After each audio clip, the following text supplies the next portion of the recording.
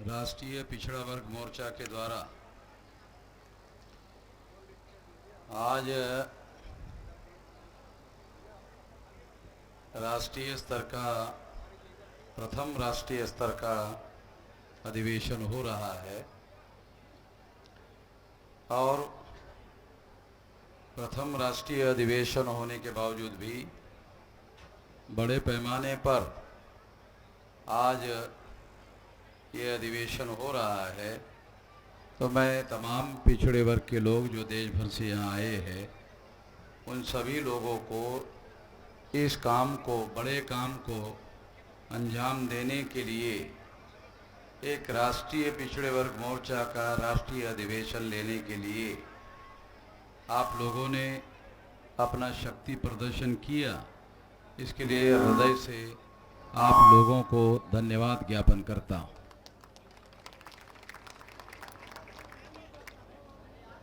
पिछड़े वर्ग के जो लोग हैं भारत में, वो ब्राह्मणों की ताकत बढ़ाने में लगे हुए हैं।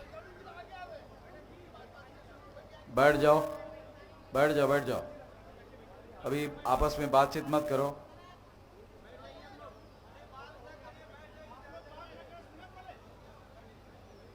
जो जिस स्थिति में है बैठ जाए, क्योंकि कोई परिवर्तन जिसके लिए हम लोग यहाँ आए हैं वो सुविधाओं से नहीं होता। सुविधा से बड़ा परिवर्तन नहीं होता है।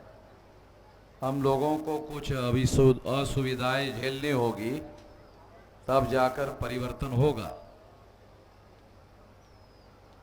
अगर कोई औरत माँ बनना चाहती है तो उसको बच्चा पैदा करने का दुख झेलना होगा। अगर वो दुख झेलना नहीं चाहती है तो वो माँ नहीं बन सकती। औरत तो रहेगी मगर माँ नहीं बन सकती। तो हम जो परिवर्तन चाहते हैं उस परिवर्तन के लिए हमें सुविधाओं से परिवर्तन कर लेंगे ऐसा नहीं होगा। जो भी असुविधाएं है उसके तहत रहकर हम लोगों को परिवर्तन करने का हुनर अपने अंदर सीखना होगा और उसकी तैयारी करनी होगी। साथियों, 2 सत्र में आज का ये पिछड़े वर्ग का राष्ट्रीय अधिवेशन है। साथियों, इस देश में अंग्रेजों ने हिंदू मुसलमान 2 टुकड़ों में हम लोगों को बांटा था। ब्राह्मण अंग्रेजों से थोड़ा महान लोग हैं, अंग्रेजों से वो कम नहीं है, महान है। अंग्रेजों ने हिंदू मुसलमान 2 टुकड़ों में बांटा था। ब्राह्मणों ने हम लोगों को 6247 जाति के टुकड़ों में बांटा। तो अंग्रेजों से ब्राह्मण बहुत महान है, बहुत 3000 गुना महान है। 2 से भागाकार करो 6247 को, तो 3000 से भी ज्यादा गुना जो है वो ब्राह्मण अंग्रेज से ज्यादा महान है। और उन ब्राह्मणों ने शेड्यूल कास्ट की 1703 जाति के टुकड़े बनाए।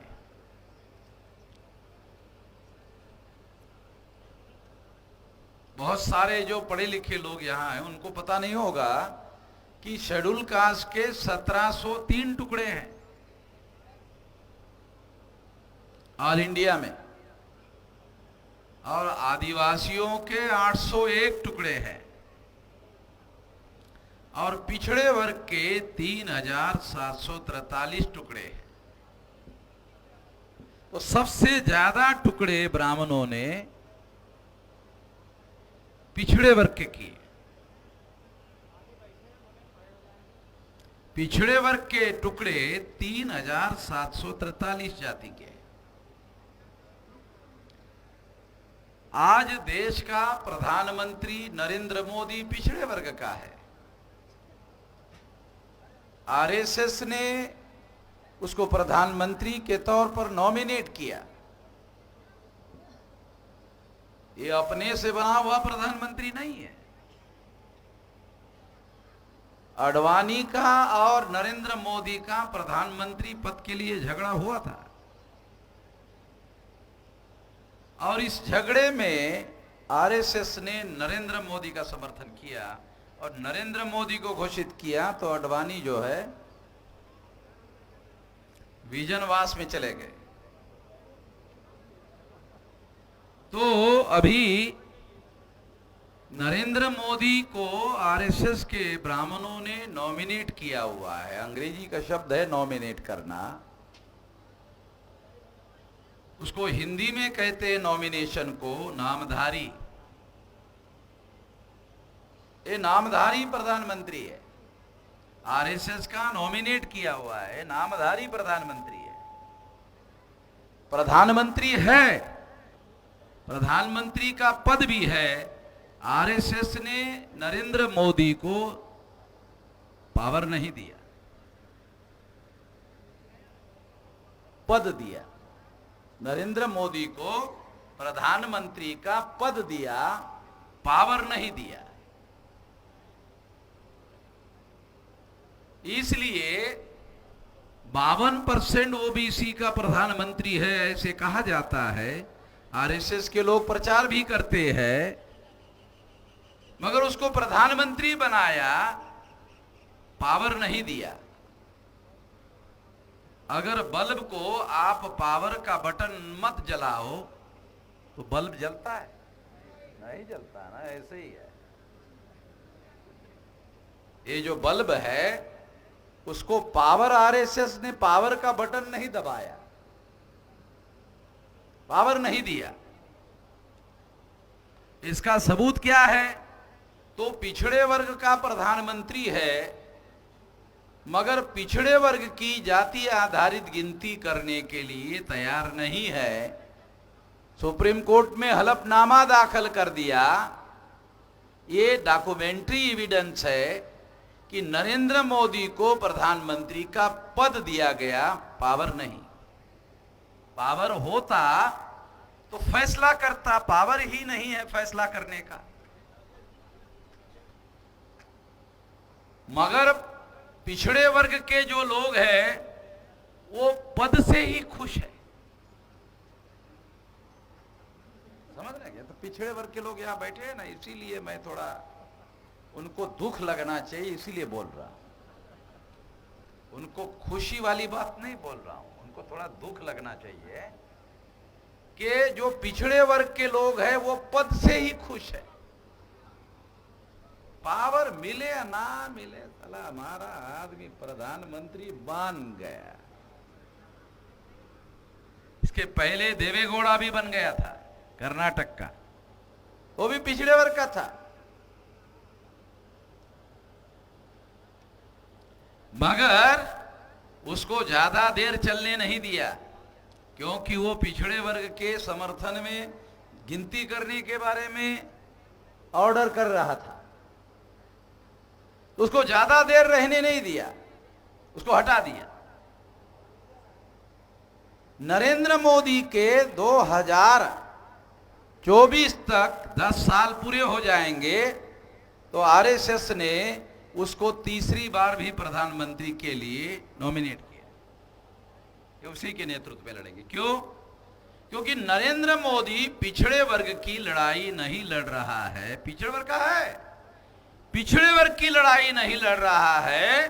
तो आरएसएस को लगता है हाँ ये सुटेबल आदमी है, ये सुटेबल आदमी है, ये सुटेबल पिछड़ा है, ये हमारी व्यवस्था में सूट हो रहा है, हमारी व्यवस्था में अव्यवस्था पैदा नहीं कर रहा है, ये सुटेबल है। तो प्रधानमंत्री पद के लिए पिछड़े वर्ग के लोग खुश है कि हमारा आदमी प्रधानमंत्री हो गया। तो इसलिए साथियों मैं आपको बताना चाहता हूं कि पिछड़े वर्ग के लोगों को इससे संतुष्ट नहीं होना चाहिए। और पिछड़े वर्ग के लोगों की यदि वास्तविक गिनती किया जाए तो ये 60-65% लोग हैं। कैसे? 1931 के सेंसस के अनुसार मंडल कमीशन ने आंकड़ा निकाला था तो 52% निकल रहा था 31 का। 31 के बाद 14 अगस्त 47 को पाकिस्तान बना, तो पाकिस्तान हिस्सा हो गया। मान लो 20% लोग पाकिस्तान चले गए, तो भारत में रह गए 80% लोग। तो परसेंटेज 80% में 80 में नहीं निकाला जाता। परसेंटेज निकालने के लिए 100 का मानक आंकड़ा बनाना पड़ता है, तब जाकर परसेंटेज निकाला जाता है। तो हम 80 को 100 बना लेते हैं। अगर मान लो 80 को खींच ले तो 80 100 हो जाएगा। तो 80 में 52 है तो वो 52 भी खींचा जाएगा। है समझ में आ रहा है? अगर 20% में अगर 52 10% ऊपर खींचा गया तो 62 हो गया। हो गया ना 62, 52 का 62। तो इस हिसाब से आजाद भारत में कुछ संख्या भी बढ़ गई है। उस हिसाब से ये 65-66% है पिछड़े वर्ग के लोग। तो ये पिछड़े वर्ग में हम लोगों को जानना समझना बहुत जरूरी है, क्योंकि पहले तो हमें जानकारी होना चाहिए कि जिस समाज को हम लोग जागृत करना चाहते हैं, जिसको संगठित करना चाहते हैं और संगठित शक्ति निर्माण करके फिर संगठित शक्ति का विवेकपूर्ण तरीके से उपयोग करके बदलाव करना चाहते हैं, तो हमारे पास हमारे ही लोगों की जानकारी होना बहुत जरूरी है। हमें हमारे लोगों की ही सही जानकारी नहीं होती है। तो इसलिए मैं आप लोगों को बताना चाहता हूं कि ये जो पिछड़े वर्ग के लोगों की संख्या है उसमें नॉमेडिक ट्राइब के लोग हैं। अब ट्राइब तो ट्राइब में शामिल होना चाहिए, मगर पिछड़े वर्ग में नॉमिनिक ट्राइब के लोग शामिल है। निचले पायदान में, सबसे निचले पायदान में नॉमिनिक ट्राइब के लोग संख्या में शामिल है। फिर उसके ऊपर मोस्ट बैकवर्ड क्लासेस के लोग हैं, फिर उसके ऊपर बैकवर्ड क्लासेस के लोग हैं, और इन लोगों से कन्वर्टेड मुसलमान हैं, सिख है, ईसाई है, बुद्धिस्ट है, जैन है, लिंगायत है, ये सारे हैं बैकवर्ड क्लासेस में। हमें जानकारी होनी चाहिए ये सारे लोग हमारे बैकवर्ड क्लासेस से संबंधित हैं। और इतने लोगों को जगाने का, इतने लोगों को जोड़ने का और जोड़कर शक्ति बनाने का और फिर शक्ति का उपयोग और प्रयोग करने का मामला है। अगर हमारे पास जानकारी ही नहीं है तो फिर ये काम हम नहीं कर सकते। हमें जानकारी पहले होना चाहिए, इसलिए ये बात मैं साथियों आप लोगों को बता रहा था। दूसरी बात मैं आप लोगों को बताना चाहता हूं, उसको भी जानना और समझना बहुत जरूरी है। ये बहुत हिस्टोरिकल बात है और इतिहास से संबंधित बात है, मगर ये पिछड़े वर्ग के लोगों को जानना समझना बहुत जरूरी है। आप में से बहुसंख्यक लोगों को इस बात की जानकारी नहीं होगी कि शेड्यूल कास्ट और शेड्यूल ट्राइब के 131 मेंबर पार्लियामेंट में चुनकर जाते हैं। 131 इतने लोग चुनकर जाते हैं। 22.5% 1952 से चुनकर जा रहे हैं। अभी वो आंकड़ा 131 हो गया। 1950 से आगे आज तक केंद्र में जितनी सरकारें बनी, शेड्यूल कास्ट और शेड्यूल ट्राइब के सपोर्ट के बगैर एक भी सरकार नहीं बनी।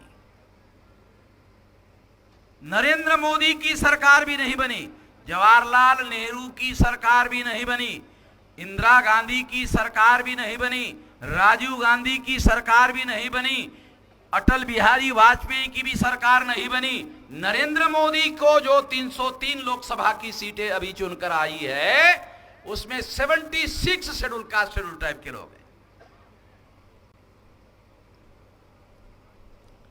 अगर वो माइनस कर दो तो नरेंद्र मोदी भरभरा के गिर जाएगा,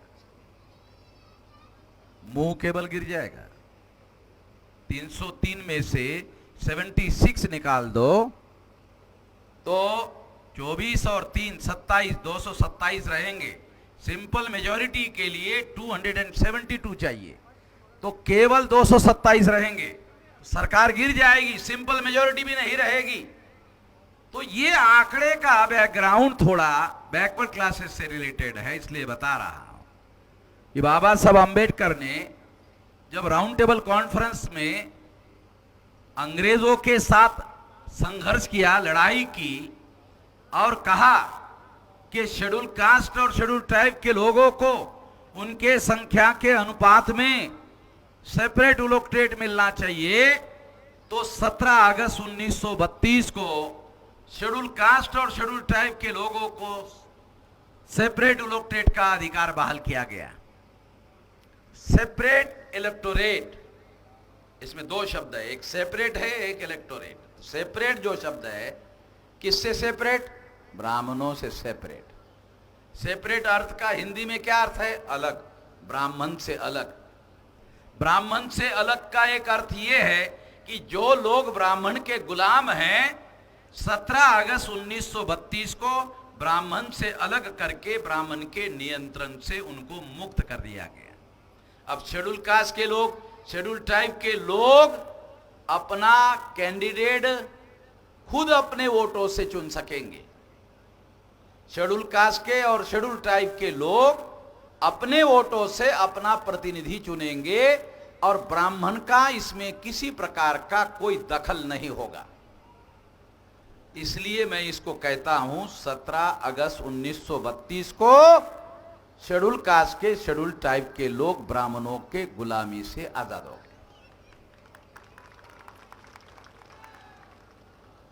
गांधी जी को 15 अगस्त 47 को आजादी मिली।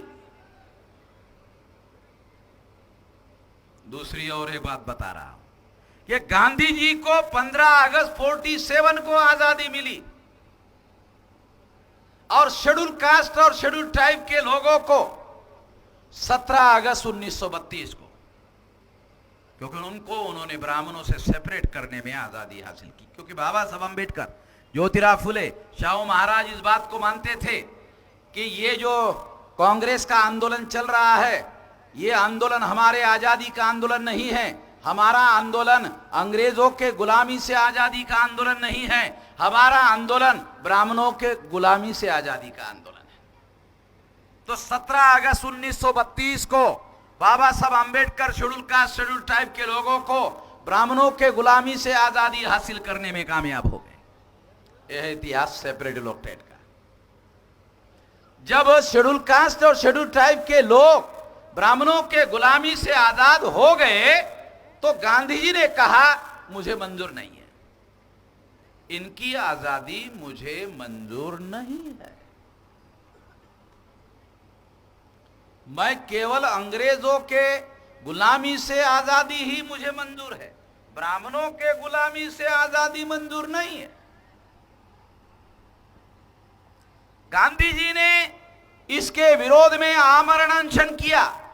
मुझे नहीं लगता बैकवर्ड क्लास के लोगों को यह जानकारी है। बहुत पुराना 2000 साल का इतिहास नहीं बता रहा हूं, 17 अगस्त 1932 का। तो कितना साल हो गया? 100 तो पूरा नहीं हुआ अभी है? 2032 में होगा तो 10 साल और कम है, 90 ही साल हो रहा है। पुराना इतिहास नहीं बता रहे, अभी का मालूम नहीं, साला पुराना कहां से मालूम होगा? अभी का ही हम लोगों को पता नहीं चल रहा है। तो जब गांधी जी ने शेड्यूल कास्ट और शेड्यूल ट्राइब के सेपरेट एलोकेटेड अर्थात ब्राह्मणों के गुलामी से आजादी बात का विरोध किया, उसके विरोध में आमरण अनशन किया, जब आमरण अनशन किया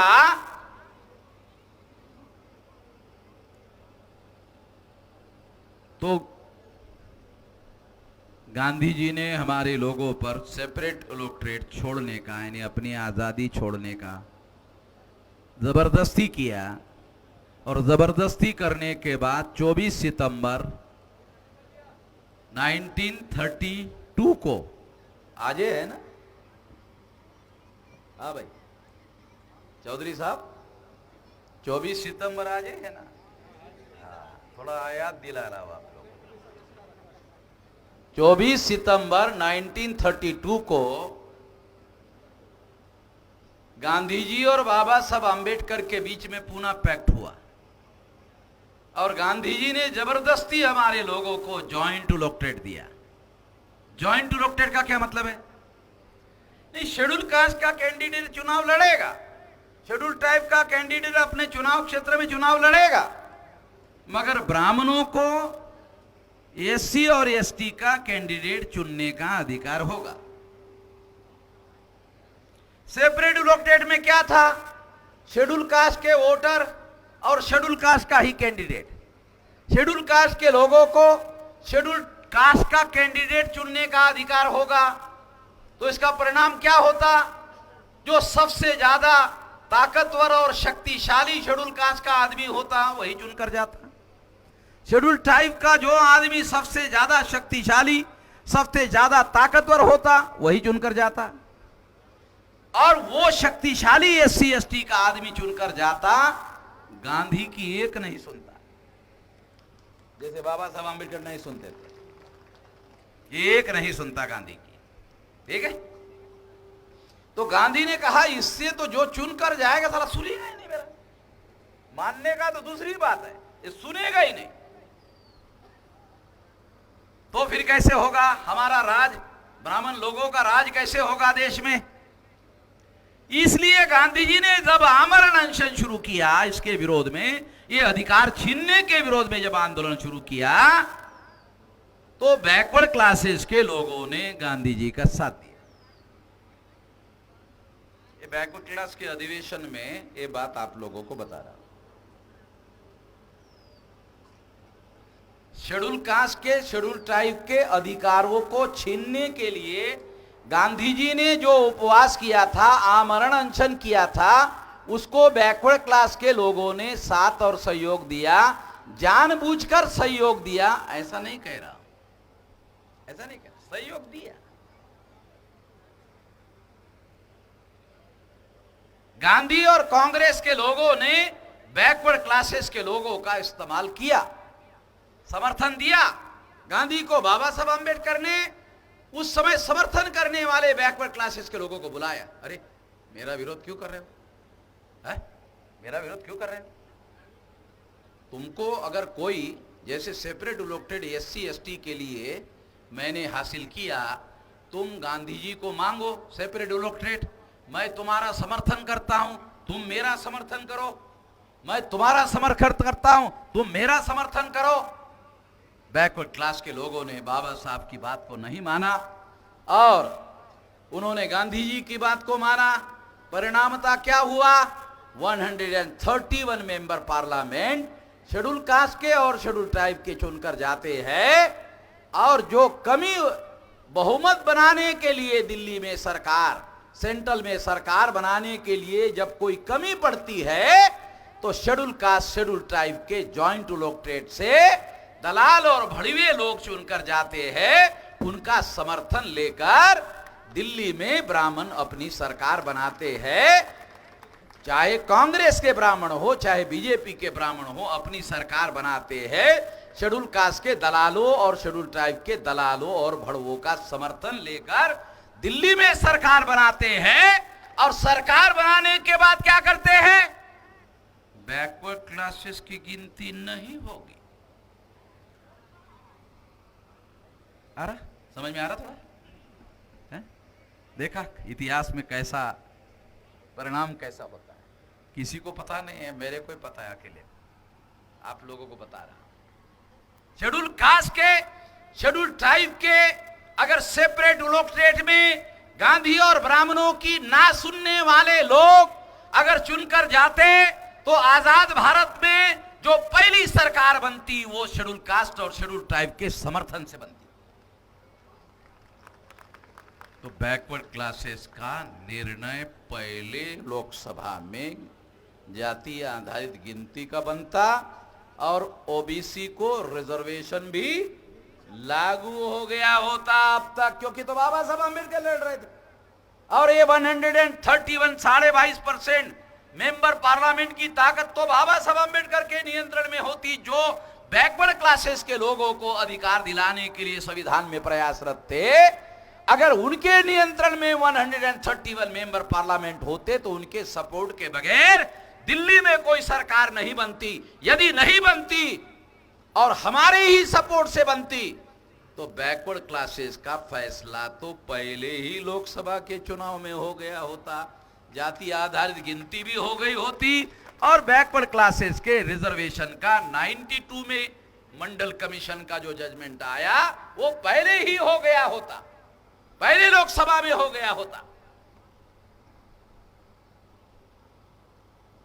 बैकवर्ड क्लास के लोगों ने गांधी जी का 17 अगस्त 1932 के बाद जो आमरण अनशन था, वो आमरण अनशन का अगर बैकवर्ड क्लास की ने समर्थन नहीं किया होता तो बाबा साहब अम्बेडकर जीत गए होते। बैकवर्ड क्लास के लोगों ने गांधी जी का समर्थन किया, गांधी जी की बात मानी गई, परिणाम था बैकवर्ड क्लास के साथ आजाद भारत में धोखा हुआ। ये इतिहास आज इसलिए बता रहा हूं कि अब भविष्य में ये गलती दोबारा नहीं करना है, इसीलिए बता रहा हूं, इसीलिए आप लोगों को समझा रहा हूं कि ये गलती दोबारा नहीं होनी चाहिए। दूसरी बात, ये गलती रोकने का तरीका क्या है? ये गलती रोकने का तरीका है अपना संगठन बनना चाहिए, बैकवर्डों का संगठन होना चाहिए। आजाद भारत में ये शायद पहला संगठन है जो राष्ट्रीय स्तर का अपने बलबूते पर बन रहा है। ये कैडर बेस ऑर्गेनाइजेशन है। बामसेप में जितनी शाखा होगी 567 31 स्टेट में, जितने स्टेट में बामसेप होगा उतने स्टेट में बैकवर्ड क्लास का संगठन होगा। और ये पहला कैडर बेस ऑर्गेनाइजेशन है बैकवर्ड का। संगठन तो दूर की बात है, बैकवर्ड क्लासेस को कैडर बेस किसको कहते यही पता नहीं है। संगठन बहुत दूर की बात है, ये कैडर बेस ऑर्गेनाइजेशन है। किसी मकसद के लिए, किसी विचारधारा के लिए, किसी खास कार्यक्रम के लिए बनाया जा रहा है। और ऐसा बनाने के लिए बामसेप के द्वारा राष्ट्रीय पिछड़ा वर्ग मोर्चा को पूरी ताकत दी जाएगी। सारे देश भर में पूरी की पूरी ताकत दी जाएगी। ये पहला अधिवेशन है।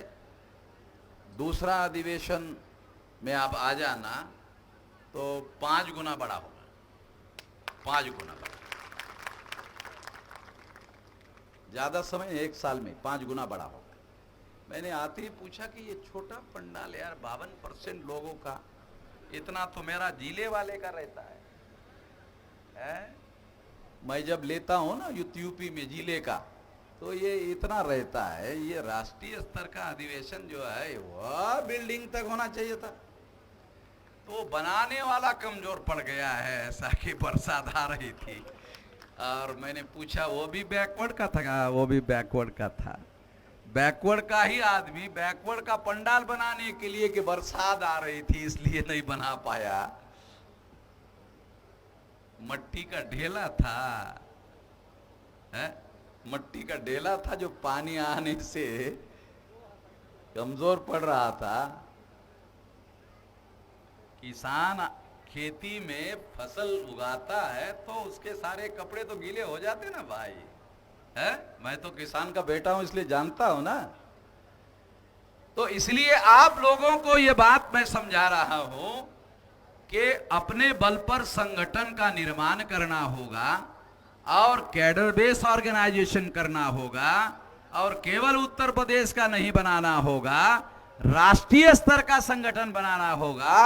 और ऐसा जब आप करोगे तो फिर अपने बल पर हर काम करने लायक हो जाओगे। ऐसा करने के लिए ये प्रयास है, ये कोशिश है।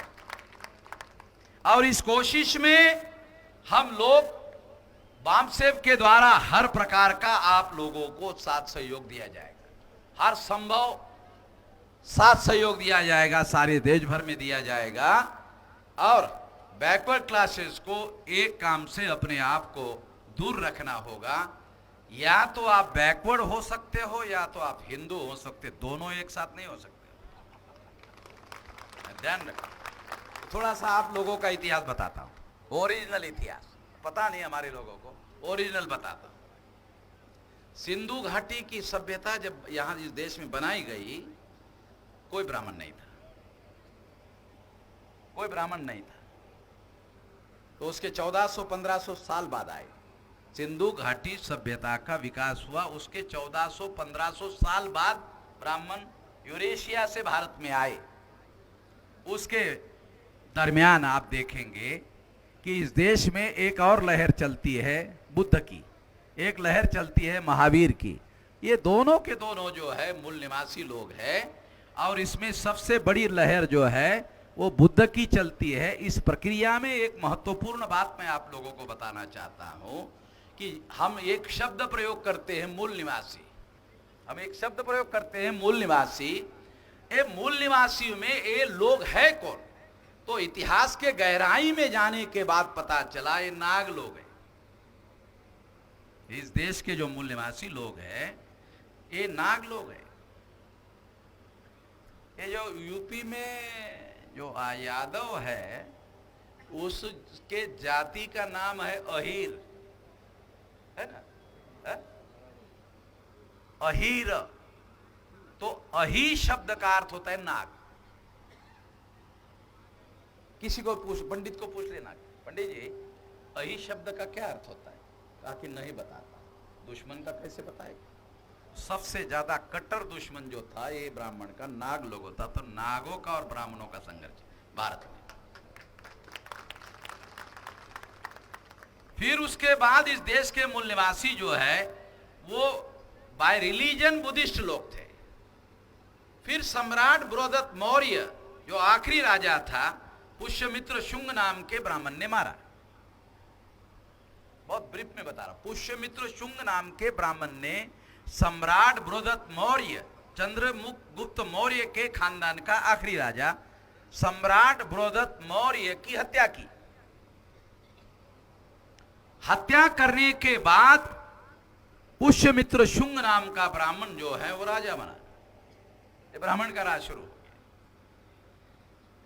तो इस तरह से उसके बाद में रामायण लिखी गई, उसके बाद में महाभारत लिखा गया, उसके बाद में पुराण लिखे गए। थोड़ा इतिहास बहुत ब्रीफ में बता रहा हूं। और ब्राह्मणों को मेरी चुनौती है, जो मैं कह रहा हूं उसे गलत साबित कर दे। उसके बाद रामायण लिखी गई, उसके बाद महाभारत लिखा गया। ब्राह्मण कहते हैं रामायण कब लिखा? कई तारीख लिखा हुआ नहीं है लिखा? तो क्या कहते, कब लिखा? क्या कहते? बहुत प्राचीन प्राचीन प्राचीन प्राचीन। पूछो कितना प्राचीन है? बहुत प्राचीन। अरे मगर कितना? बुद्ध के पहले का। फिर चुप हो जाता। तो रामायण महाभारत बुद्ध के पहले नहीं है। ये महाभारत रामायण में ही सबूत है। दशरथ जातक जो है उसमें राम है। बुद्ध अपने प्रवचन में दशरथ जातक का उल्लेख करते हैं। उसमें जो राम है वो बोधिसत्व राम है। जब पुष्यमित्र शुंग के द्वारा सम्राट बृहदत्त मौर्य की हत्या की गई, उसके बाद दशरथ जातक का राम चुराकर रामायण लिखा। ब्राह्मणों ने रामायण दशरथ जातक की चोरी करके लिखा। ऐलान ये कह रहा है, रिकॉर्ड हो रहा है क्या? हो रहा ना, रिकॉर्ड में बोल रहा हूं। नहीं तो कुछ लोग क्या बोलते, नहीं नहीं मैंने ऐसा बोला ही नहीं, मेरे बोलने का ये अर्थ नहीं, मेरे बोलने का यही अर्थ है और कोई दूसरा अर्थ नहीं। मैं अपनी बात जो बोल रहा हूं वो पीछे नहीं ले रहा हूं, यही बात है तो मैं कह रहा हूं। ब्राह्मणों ने पुष्यमित्र शुंग के द्वारा सम्राट बृहदत्त मौर्य की हत्या करने के बाद रामायण लिखा। दशरथ जातक के अंदर के राम की चोरी करके रामायण लिखा। जब हमने सोशल मीडिया में लिखा तो द्विवेदी नाम का ब्राह्मण आ गया सोशल मीडिया मेरे पास, कहने लगा कि मेश्राम जी चलो दशरथ जातक से ही हमने चुराया, चलो ठीक है मान लिया आपकी बात, अब तो मानो राम को। द्विवेदी ब्राह्मण मुझे बोल रहा है चलो दशरथ जातक से ही हमने राम को चुराया, आपकी बात मान लेते हैं, तो अब तो राम को मानो। हमने जवाब दिया द्विवेदी ब्राह्मण को, जब ओरिजिनल हमारे पास है साले डुप्लीकेट को क्यों माने? तेरे डुप्लीकेट को क्यों माने जब ओरिजिनल हमारे पास है? समझ में आया? तो ये उसके बाद रामायण लिखा गया और महाभारत 31 जातक कथाओं की चोरी पर लिखा गया है। रामायण छोटा है ना, एक जातक कथा की चोरी किया।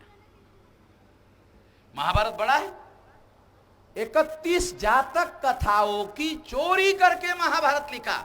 एक संख्या के आधार पर, सबूतों के आधार पर बोल रहा हूं, 31 जातक कथाओं की चोरी करके महाभारत लिखा। और ब्राह्मणों को चुनौती है, जो मैं कह रहा हूं उसे गलत साबित कर दे। वो चर्चा ही नहीं करता, बोलता इसकी चर्चा करेंगे तो फिर वामन मेश्राम की मानना पड़ेगा। वो चर्चा ही नहीं करता, चर्चा करेगा तो सही गलत मानना पड़ेगा, वो चर्चा ही नहीं करता है। तो मैं आपको हमारा इतिहास समझा रहा हूं। तो इस तरह से इन लोगों ने, ये जो रामायण महाभारत है, ये हमारे पुरखों की हत्या के बाद लिखा हुआ सारा मामला है। ये प्राचीन नहीं है, ये हमारा इतिहास प्राचीन है। और वो दबाने के लिए, खत्म करने के लिए प्राचीन भारत में नाग वर्सेस ब्राह्मणों की लड़ाई थी, बाद में ब्राह्मणिज्म वर्सेस बुद्धिज्म की लड़ाई थी। ब्राह्मणिज्म और बुद्धिज्म की लड़ाई सातवीं शताब्दी तक चल रहा था। लड़ाई 7वीं से और 12-13वीं शताब्दी तक चल रहा था। जब मुसलमानों का भारत में आगमन हुआ तो फिर ब्राह्मणों ने हिंदू मुसलमान का मामला खड़ा कर दिया। तो फिर हिंदू मुसलमान का मामला खड़ा हो गया और ब्राह्मणिज्म वर्सेस बुद्धिज्म की लड़ाई गायब कर दिया। आज भी SC ST OBC के लोगों को ब्राह्मण हिंदू तो कहते हैं मगर अधिकार देने के लिए तैयार नहीं। जो SC ST OBC का आदमी बीजेपी में है, अगर उसने SC ST OBC या OBC की बात की तो बीजेपी के अंदर वाले ब्राह्मण क्या कहते हैं? अरे तुम बीजेपी में हो, तुमको हिंदू की बात करनी चाहिए, बैकवर्ड की बात नहीं करनी चाहिए।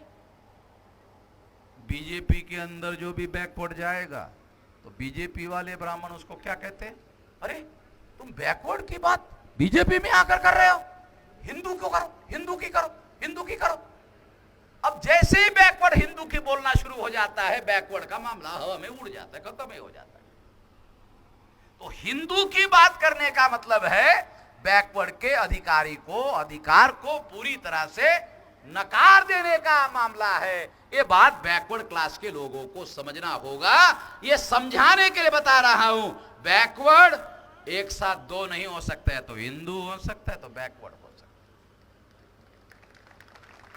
तो आपको फैसला करना होगा, या तो बैकवर्ड बनो या तो हिंदू बनो। आपको बैकवर्ड बनेंगे तो अधिकार मिलेगा 52%, और बाबा साहब ने वोट का अधिकार जो दे दिया उसके अनुसार तो बैकवर्ड भारत का शासक वर्ग है। बैकवर्ड के लोगों को पता नहीं समझ में आ रहा कि नहीं आ रहा? आ रहा? चलो ठीक है, ठीक है, बहुत अच्छा है। समझ में आ रहा तो बहुत अच्छा बात है। थोड़ा जो नहीं समझ में आ रहा वो हम बताएंगे, मगर 52% की जरूरत नहीं है। अरे 51 से ही तुम शासक वर्ग बन सकते हो। 52 की जरूरत नहीं है, 51 से ही बन सकते हो। 52 से तो बनेंगे बनेंगे, मगर 52 वाले ब्राह्मणों के पार्टी की सरकार बनाते हैं, अपनी सरकार बनाते नहीं है। ये समस्या है, और इस समस्या ने बैकवर्ड क्लास की समस्या पैदा की। जो ब्राह्मणों की सरकार बैकवर्ड बनाएंगे, वो सरकार बैकवर्डों की गिनती करने के लिए तैयार नहीं है। देखो, नरेंद्र मोदी बैकवर्ड का आदमी प्रधानमंत्री बन गया, कितना महान है, कितना महान है। उदाहरण देता हूं, बोलता जंगलों में चीते खत्म हो गए, विदे अफ्रीका से लाया। बोलते जंगल में चीते खत्म हो गए, जंगली जानवर खत्म हो गए, उसकी गिनती किया। नरेंद्र मोदी देखो कितना महान है। जंगल में जो चीते थे बोलते 0 हो गए।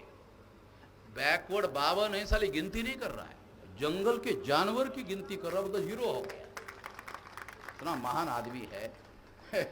जंगल के जानवर, हिंसक जानवरों की गिनती किया और 0 हो गया, तो साउथ अफ्रीका से वहां से चित्ते लाया, जंगल में छोड़ा, भी फोटो भी निकाला, अखबार में छपवाया, टीवी पर दिखाया।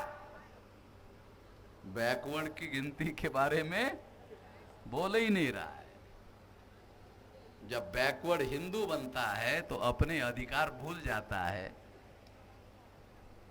और बैकवर्ड जब बैकवर्ड बनता है तो मंडल कमीशन लागू करवाता है? बैकवर्ड जब बैकवर्ड बना तो मंडल लागू हो गया। उसके बाद में बैकवर्ड के अभी 7% IAS IPS अधिकारी हो गए, 2% थे। तो बैकवर्ड बनेगा तो अधिकार मिलेगा। बैकवर्ड के आधार पर हर 21 साल के व्यक्ति को वोट का अधिकार हो गया। ये बाबा साहब आंबेडकर ने 26 जनवरी 1950 को लागू कर दिया। इसके आधार पर बैकवर्ड क्लास भारत का शासक वर्ग है।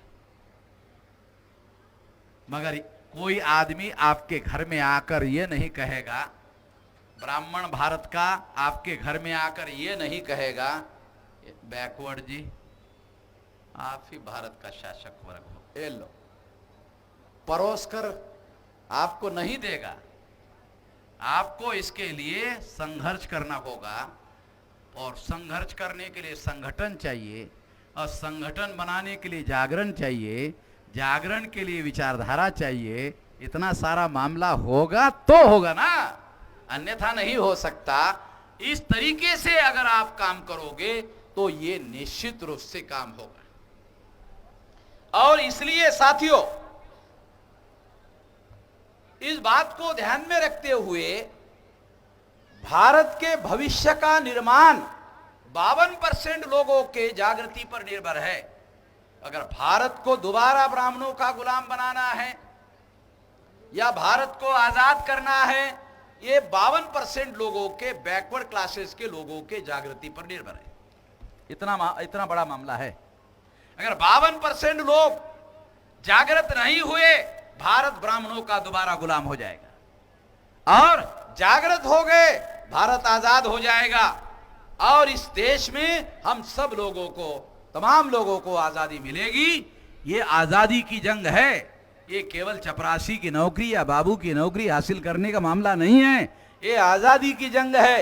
ये आजादी की जंग लड़ने के लिए ये बड़ा संगठन बनाया जा रहा है। ये बनाने के लिए आप आने वाले समय में ताकत लगाओ, शक्ति लगाओ,